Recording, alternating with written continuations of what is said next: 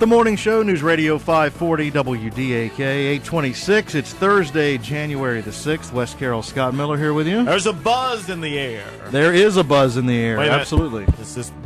No, it's not the mic. I'm sorry. No. Sometimes it's the microphone, but it's not the mic. It is not that. We are just a few days away now From a pretty big football game. Yeah, national championship game Monday night, the Auburn Tigers and the Oregon Ducks, and got a lot of people around here about to hyperventilate.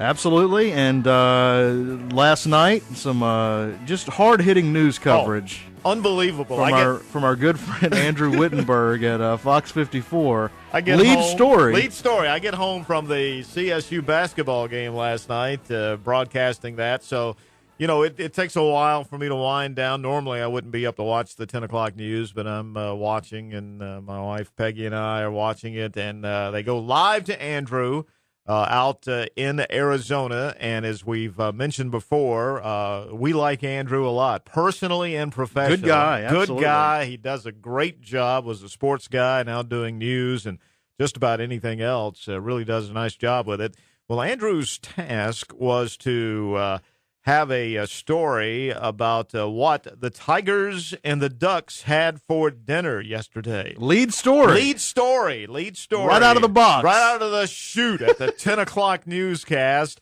And I want to tell you that fried chicken that Oregon was having looked pretty good to me. Had great video of it, good footage. So we decided here that Not to be outdone by our good friend Andrew and the folks over at Fox.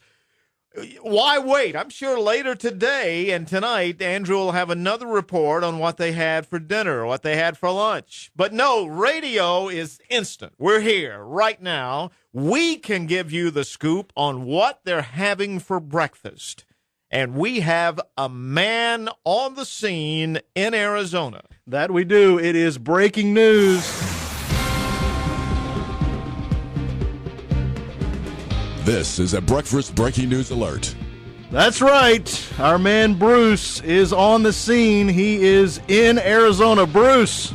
Can you hear me? I can hear you. Can you hear me? We can hear you, Bruce. We've got you loud and clear all the way from Arizona. I'm in Arizona. Where are you?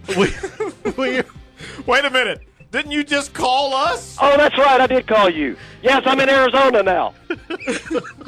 What day is it there? It's Thursday. What day is it for you? It's still Thursday. Oh, Okay. boy. We're a couple of hours ahead of you, so I know that breakfast may not have already begun, but we figure by about 6:30 Arizona time, you might be able to give us some idea of what the Auburn football team will be having for breakfast. Well, speaking of being a couple of hours ahead, you can wait for Andrew Wittenberg to get back with you, or you can hear it from me right here. I've got a breaking scoop.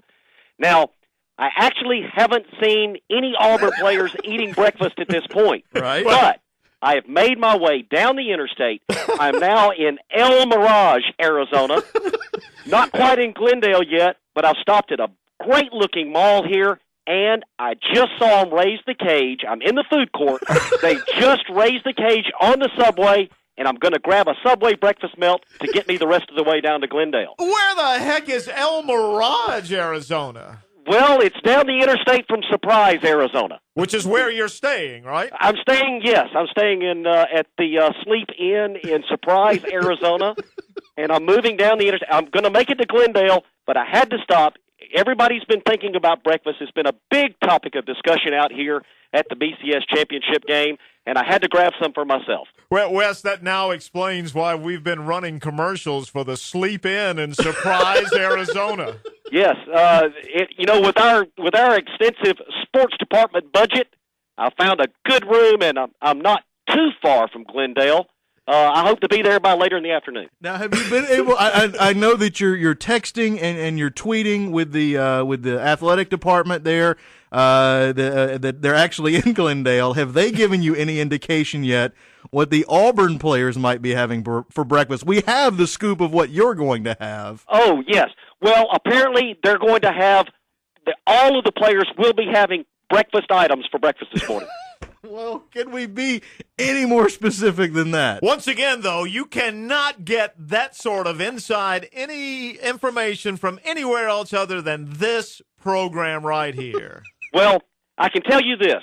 The guys are up. I've been told by a close source to the program that they have been awakened, and they are going to eat shortly. I'm going to have to get back with you on the specifics.